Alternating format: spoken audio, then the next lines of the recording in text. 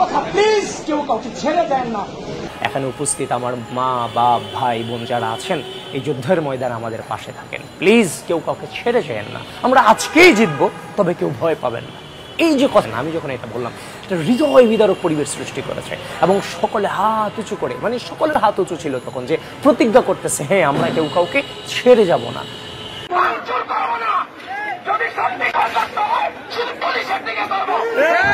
ভাঙচুরের আওয়াজটাতে ওই চাংখারপোলের ওই পাশটাতে কারো প্রচুর পরিমাণে গুলি আসতেছে দিকটাতে। তখন আমি আবার মাইক হাতে ডিভাইডারে দাঁড়িয়ে নির্দেশনা দিলাম যে আমরা ভাঙচুর করবো না। আমরা যখন ভাঙচুর করি তখন পুলিশ ইন্সপাইরেশনের সাথে আমাদের দিকে গুলি করে। আমাদের যতটুকু শক্তি ক্ষয় করা প্রয়োজন শুধু আমরা পুলিশের দিকে ক্ষয় করব, পুলিশের দিকে শক্তি ক্ষয় করব, কিন্তু আমরা এখানে ভাঙচুর করে আমরা শক্তি ক্ষয় করব না। ধরেন 2-3 মিনিটের ভিতরেই আমরা মেডিকেলের পাশের রাস্তায় নেমে গেলাম। রাস্তায় নেমে যাওয়ার পরে বসুন্ধরা টিস্যু অসত্যতার বিরুদ্ধে এক বিন্দুও ছাড় নয়।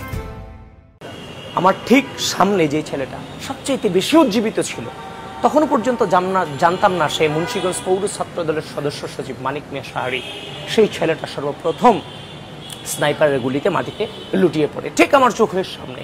এরপরে সেখানে আরও একজন শহীদ হয়, বা আমার উদ্দেশ্যে চিঠি লিখে আসা আনাস, যদি আর না ফিরি, কষ্ট না পেয়ে গর্বিত হয়ে জীবনের প্রতিটি ভুলের জন্য ক্ষমা চাই, সেই আনাসও সেদিন সেখানেই শহীদ হয়। এরা দুইজন শহীদ হওয়ার পরে এদেরকে যখন হসপিটালাইজ করা হলো, ঢাকা মেডিকেলে নিয়ে যাওয়া হলো, তখনও কিন্তু আমরা কেউ রাস্তা ছাড়িনি। আমরা কতজন হবে, 200-250 মান ছাত্র জনতা সেখানে। সেদিন আমাদের সাহস এবং আমাদের 3.5 হাত শরীরটা নিয়ে আমরা সেখানে যুদ্ধ করে গিয়েছি। আবার সেনাবাহিনীর সাথে আমার দেখা হলো। সেনাবাহিনীর সাথে, সেনাবাহিনী ধরেন একটা ধরেন 40 থেকে 50 হাত দূরত্বে আমি জোরে জোরে চিৎকার করে বলতেছিলাম, আপনারা কবে আমাদের জন্য জাগবেন, রাষ্ট্রের সাথে কবে জাগবেন, সার্বভৌমত্বের সাথে কবে জাগবেন। আমি খুব আবেগের সাথে চিৎকার করে যখন এগুলো বলছিলাম, সেনাবাহিনীর সদস্য এভাবে, একজন সদস্য এভাবে মুষ্টিবদ্ধ করে বলল যে যাও, একথা বললো। ওইখান থেকে মনে হচ্ছে আমি আরো বেশি সাহস পেলাম। তখন আমি যে পলাশি দিয়ে যখন ঢুকলাম, আবার মিছিলের সামনে দাঁড়ালাম এবং এই মিছিল নিয়ে শাহবাগে আসলাম। শাহবাগের কারফিউ ভাঙলাম, শাহবাগ চত্বর অবস্থান নিয়ে স্লোগান ধরলাম। এই মুহূর্তে খবর হলো খুনি হাসিনা পালিয়ে গেল।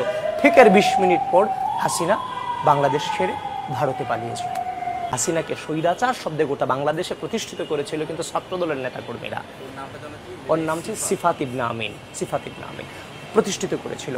তো সেই রাতের পরই কিন্তু আমাদের আর পিছু, মানে সেই রাতের পথে, এবং 16 তারিখে যখন জনাব তারেক রহমান ঘোষণা করলো যে এই মুহূর্তে দেশ রক্ষা এবং মানুষ রক্ষার একমাত্র স্লোগান হবে দফা এক দাবি খুনি হাসিনার পদত্যাগ, তারেক রহমানের জায়গা থেকে যখন এক দফার কথা উচ্চারিত হয়েছে, তখন আর আমাদের পিছু ফিরে তাকার কোনো সুযোগ আলটিমেটলি নাই। তবে হ্যাঁ, ইন্সপিরেশনের জায়গাটা ছিল নেতৃত্ব দিন, নেতৃত্ব নিন। এই যে তারেক রহমানের যে এই লাইনটা, যে আপনারা নেতৃত্ব নিন, যার যা কিছু আছে তা দিয়ে আপনি নেতৃত্ব দিন, সেই জায়গাতে আমি আজকে যে আমি আবিদকে আপনারা দেখতেছেন, আসলে আমি আবিদের 3.5 হাত বডির যে ম্যাচিউরিটি যতটুকু আপনারা দেখতেছেন, টোটালটাই বাংলাদেশ জাতীয়তাবাদী ছাত্রদের এই সংগঠনকে ওন করে আজকের আমি জায়গাতে এসেছি।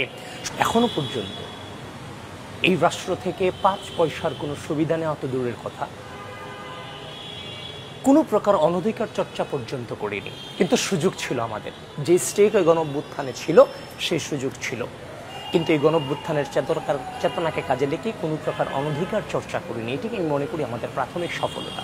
কিন্তু আমরা যে রাজনীতিটা করেছি 2016 সাল থেকে ঢাকা বিশ্ববিদ্যালয়ে আসার পরে, ওই সময়টাতে কোনো সুবিধার জন্য তো আমরা রাজনীতিতে আসিনি। এই বিশ্ববিদ্যালয়ে আমি বিরোধী রাজনীতির সাথে সংশ্লিষ্ট থাকার কারণে আমার বন্ধু-বান্ধবরা আমার সাথে দাঁড়িয়ে ছবি তুলেনি, কারণ তার সরকারি চাকরি হবে না। আমার এই বন্ধু-বান্ধবরা আমার সাথে দাঁড়িয়ে ছবি তুলেনি, সে হলে থাকতে পারবে না।